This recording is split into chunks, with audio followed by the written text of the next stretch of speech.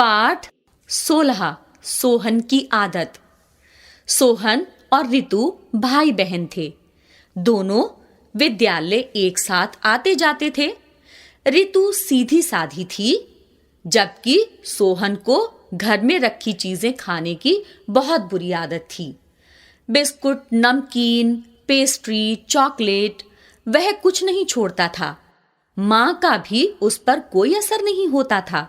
एक दिन माँ ने अलमारी को ही ताला लगा दिया, जिसमें बिस्कुट आदि चीजें रखी हुई थी। अलमारी में बिस्कुट आदि के अलावा दवाइयाँ व कुछ अन्य सामान भी रखा हुआ था। सोहन और रितु विद्यालय से लौट रहे थे कि अचानक रितु की तबीयत खराब हो गई। पहले तो सोहन ने ध्यान नहीं दिया। जब रितु की तबीयत कुछ ज्यादा बिगड़ने लगी तो उसने माँ को ऑफिस फोन किया और उन्हें रितु की बिगड़ती हुई तबीयत के बारे में बताया। माँ ने कहा, सोहन, लगता है रितु को लू लग गई है।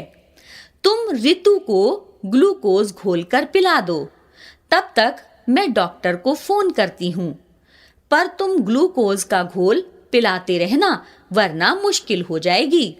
सोहन ग्लूकोज निकालने के लिए जो ही अलमारी के पास पहुंचा तो देखा कि अलमारी को ताला लगा था। उसने इधर उधर चाबी ढूंढी पर उसे कहीं नहीं मिली। तब उसने फिर से माँ को फोन किया। माँ बोली, ओहो बेटा, चाबी तो मेरे पास है।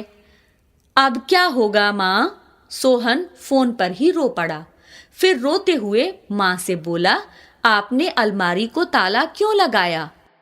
आपको पता था कि उसमें ग्लूकोज है। पर सोहन, तुम्हें भी तो पता था कि उसमें बिस्कुट पड़े हैं जो तुम रोज चुपचाप खा जाते हो। ना तुम बिस्कुट खाते, ना मैं ताला लगाती और ना रितु का इतना बुरा हाल होता। अच्छा, मैं डॉक्टर को लेकर अभी आती हूँ। सोहन की हालत खराब।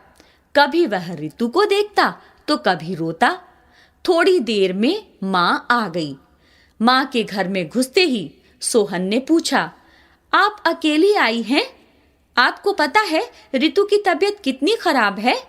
तभी अंदर से आवाज आई, मैं तो ठीक हूं भैया। अरे, माँ के आते ही तू ठीक हो गई। सोहन ने रितु को गले लगा लिया। भैया, मुझे तो कुछ हुआ ही नहीं था। ये तो तुम्हें सबक सिखाने के लिए हमारी योजना थी। रितु बोली, अब मैं कभी चोरी नहीं करूंगा। कहते हुए सोहन रो पड़ा। माँ ने सोहन और रितु को गले लगा लिया।